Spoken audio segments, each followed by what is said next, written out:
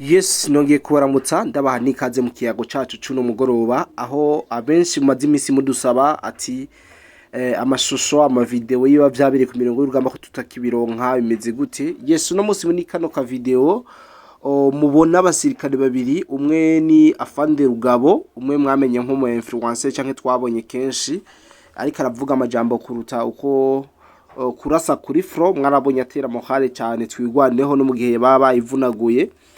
Yes, tugiye kuraba aha mubona bariko baratwerekeza bano bagabo babiri batujanye ahantu hadasanzwe. Ahantu batujanye kutwereka ukungene Askoyi ku munsi wejo yari yakoze ibintu hariya mu Minembwe.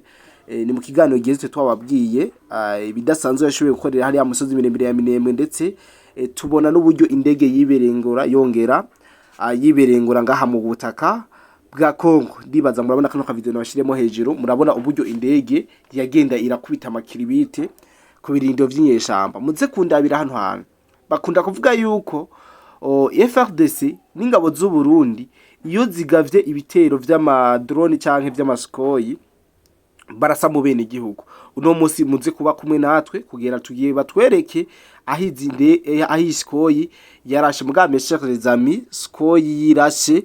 Hari abantu benshi bahora mumva ngo skoyi yarashe ntimumenye uburyo ikoramwo. Reka rero bano ba influencer babiri sinobita abasirikare gose kuko baboneka cyane bako baravuga ubundi mu cyo gisirikare ntabwo twamenyereye bavuga amajambo menshi. Reka batwereke aho drone Prito skoyi ku munsi wejo yakoze ibintu bidasanzwe. Murabona imihanangwa iri aho bari ko baragenda, murahabona kandi murabizi yuko ano maposition y'aba banyamurenge usanga yegereye mu mihana mugabo.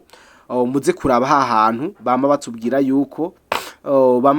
yuko barashe mu bene igihugu. Mwe gusa mwe kumwe natwe hama mubone ibidasanzwe Skoyi ivyo yakoreye hano hantu Cheikh Zami. Ndazi yuko uza kugira ubwoba ukavuga ati eske abantu bari ngaha hantu bimeze gute, baciye baje ku kanya Skoyi ikimara kuhabombarda. Mube kumwe natwe aba ba influencer babiri baturongore mu no rugendo rudasanzwe, tugende twirabire ivyo Skoyi yakoze ku munsi wejo no munsi mu bucagucagu bw'uno munsi. Mube kumwe natwe fyo ndasubscribe byambo tarabikora kugira ngo tubandanye tubaye ibiganiro vyiza kandi vyinshi. Hama mushire ubutumwa bwanyu iyo mufyonze like, sinebwa afata kanya ko babwira ibijanye n'ivya like, ariko uko twafatanije urugendo rudasanzwe kandi ababwira akamaro ka like. Iyo like muyikoze bituma YouTube canke n'urubuga dukorerako ibona neza yuko ibintu turakora muri ko murabikunda kandi ikagerageza kubiha n'abandi benshi bashoboka. Murumva yuko ibintu bice bigenda neza kuko message cigera kure kandi hashoboka. Rero kano kanya mube kumwe natwe ufisho ndi like ewana ndagusavye none ngaho utarabikora kugira ngo ibintu bandanye bigenda neza. Birababaje kubona abakiravye ikintu ari benshi mugabo abafyonze ukamenyetso ho gukunda cyangwa ka like ari bake cyane. Rero mugiye dushike neza na neza aho ivyo bintu vyabereye. Murabe neza ngene Skoyi aho yiberanguriye, murabe Cheikh Zami kuntu yatakatase. Yes, twamaze kwashika kurikirana. Ubuvuzi kama Good Life ikorana na Agevo mu Burundi irabahaye ikaze mwivuza indwara zitandukanye kandi zibabaje, harimo amibe, estoma, umugongo, prostate, amaso, ishano, diabete n'ibindi byinshi. Dusange Centre Ville, Boulevard de Lukona, numero 5, urenganye gato ikiraro, mu Kanyosha kujya gatanu hamande y'isoko, no mu Gatumba ku ipoto ya 34 canke mutwakure kuri 67 95 46 56 canke 62 98 83 41. Hamwe na Good Life twitwararika amagara yanyu nka yacu. Turabasuje mwebwe mwese abadukurikira kuri Imurenge 5/5, mukomeze mudukurikira. Murenge 5/5 yongeye gufungura nyuma y'ibibazo twahuye navyo zo gutakaza umunyamakuru wacu twakundaga wakoraga neza nk'umuprofessionnel, ariko nubwo ivyo byose byabaye akazi ndikagomba guhagarara. Turakomeje rero kugira ngo tubwire abantu, reka tubanze duheza abaturage ba Minembwe pole cyane ku bibazo bakomeje guhura nabyo byo kuraswa umunsi ku wundi. Bikaba byarabaye ku munsi w'ejo tariki 10 z'ukwezi kwa kane, mu gihe abaturage bose bari mu nzira berekeza mu masoko, abandi bari mu tuzi twabo. Iyi ni yo nzira baja mu isoko ya gatanu, abantu bose baturiye amadegu niho bagombaga kunyura. Rero tukaba ari byo tugiye kubereka kugira ngo murebe. Hari abantu benshi bari mu kuvuga yuko ibyo dukora ari inka zapfuye ngo zishobora kuba ziraswa na twirwaneho cyangwa n'icyama icyo ari cyo cyose M23 cyangwa AFC, ariko se tugira na Sukoyi, tugira na CH4. Rero ibyo tugira ngo tubwire abaturage n'abantu bose batwumva, abanyamurenge bari hirya no hino ku isi, bo bari hanze, abari hehe, n'abumva imvugo n'abadukunda n'abaza akarengane dukomeje guhura nako. Nimurebe ikintu carashwe umunsi w'ejo. Bombe ingana fragment zarengaga n'ikibuga c'indege zageraga hafi y'abaturage. Ubu ngubu ni ukuvuga ngo ibingibi nibyo byarimo bikorwa ku munsi w'ejo. Twisa arashobora kumanuka murebe n'ahantu umuntu uri hirya adashobora kumubona yuko n'umwobo munini cyane. Iri ni bomba rimwe mu gihe tuza kubereka ahandi yuko yarasha amabomba abiri. Abaturage ba Minembwe bari munsi, bari buri munsi birirwa baraswa amabomba, amakompora, yaba Sukoyi, yaba CH4, yaba drone zisanzwe. Ibyo nibyo bihe bidukorerwa kugira ngo gusango bakore iki, baderasine umututsi muri aka karere.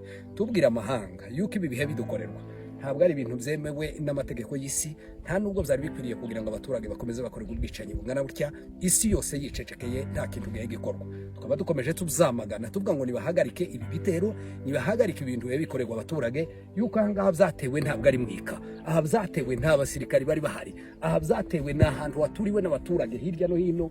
Bibaza kuko kamera igerageza kugira ushobora kwerekana ukuntu abaturage banyura. Iyi niyo nzira.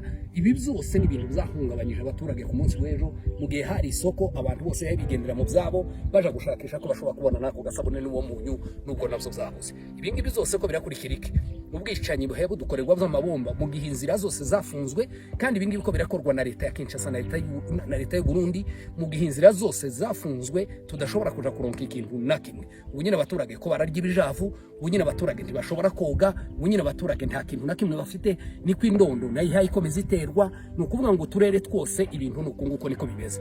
Rero komanda mavugo nawe arashobora kugira ikintu yo kongeraho, ariko dukomeza tubwira amahanga ngo nibacecekeshe, nibagerageza kandi baze ba witnessing, baze barebe bino bintu, bareke kugira ngo tubivuga gusa, nibaze babirebe, barebe ibihe bikorerwa mu Minembwe. Harashobora guhaguruka indege z'imiryango yigenga itabugamiye kuri leta cyangwa kuri twebwe, ikaza kuri ibi bihe bikorerwa abaturage mu Minembwe. Murakoze cyane kandi mukomeze mwihangana.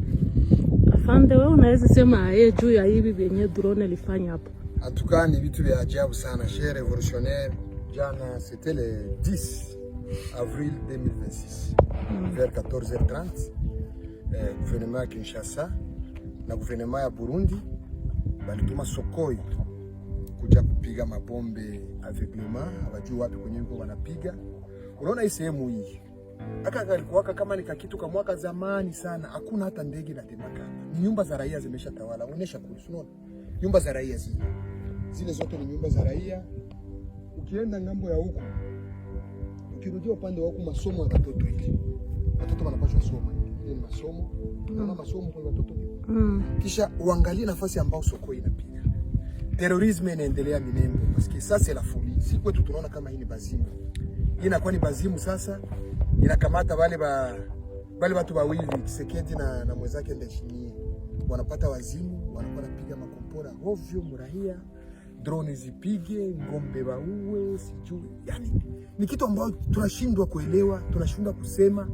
Tuko tunadeklare kila siku, tunasema kila siku, communauté internationale, muko wapi? Ojiste muko wapi kukuja kusovera hii ya Minembwe? Ni wakongomani kama wakongomani wengine, wako na droit ya maisha. Kwa nini terrorisme ifike hadi kwa hii niveau? Munafunga mikono. Vraiment, vous croisez juste les bras. Muko munaona gisi kila siku population inakuwa terrorisée. Muko munaona kila siku mabia population iko na uwawa. Muko munaona ngombe gisi ziko zinakufa. Muko munaona nyumba gisi ziko zinabomolewa. Munaona gisi njia zinafungwa na ile de regime ya Kinshasa na Burundi. Wanafunga njia, population sipate sabuni, population sipate kila kitu, sukari. Hivi watu wameshakuwa na bwaki, watu wanakosa chumvi, watu wanakosa sukari, watu wanakosa sabuni.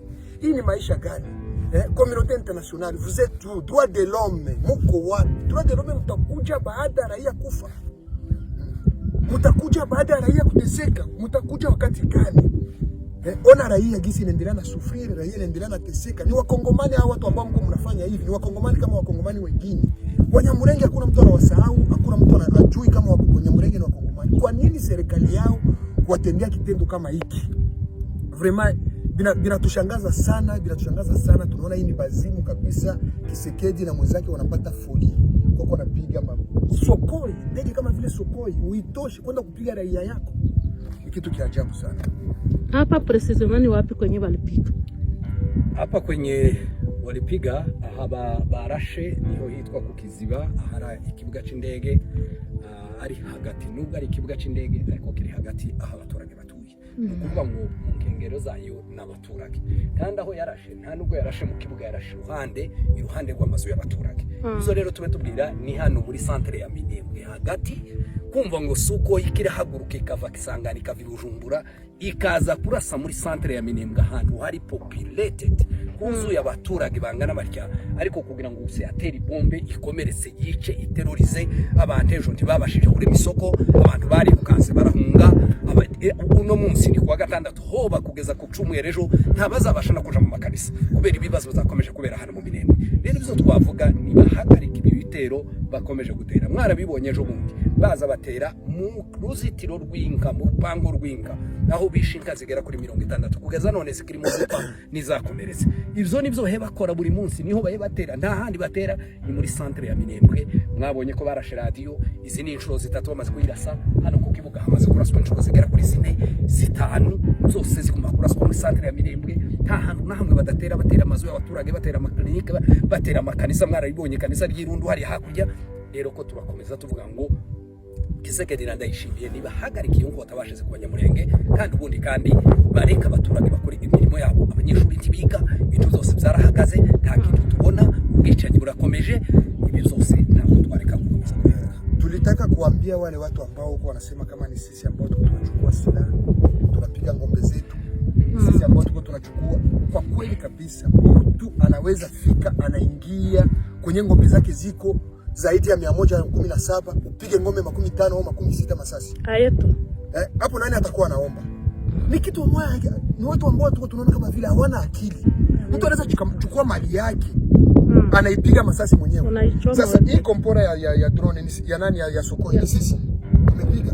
Sisi tuko na Sokoi. Kuonesha ingine ya pili pale. Hawakurizika ya pili. Na hii ni ya pili. Sidhani kama ni hii moja tu. Sio hii ni ya pili. Nimepiga bombe yarashe bombe ya pili nayo. Hii ni ya kabili. Unaona nayo? Mureba handi. Unaona shimo kwenye mimi naishia. Hii yote ndio ipige mnyumba ya raia au katikati kwenye raia iko. Unataka wale raia wa mama saizi mimba zimetoka, wazee saizi wamekufa. Kama mnataka tuwabebe hospitali kwenyewe hakuna dawa. Wa mama saizi benye walikuwa na mamimba bote, avortement ziko mule, mimba zinatoka. Bote saizi karibu wanamke wanafika karibu kama ngapi hivi, bote mimba zinatoka na mungurumo wa ndege ya Sokoi na uzito wa kompora. Wazee saizi pressure, matension wako hospitali, dawa hakuna, wameshafunga njia dawa isifike. Wamama wako wanaozea mule, hatujui tufanye nini. Shida sana. Tunaomba kabisa hii vitu Ndayishimiye na Kisekedi mwenzake kisi wote wawili wako wanapata wazimu, wasimamishe hizi intimidation ambao wanafanya kwa raia.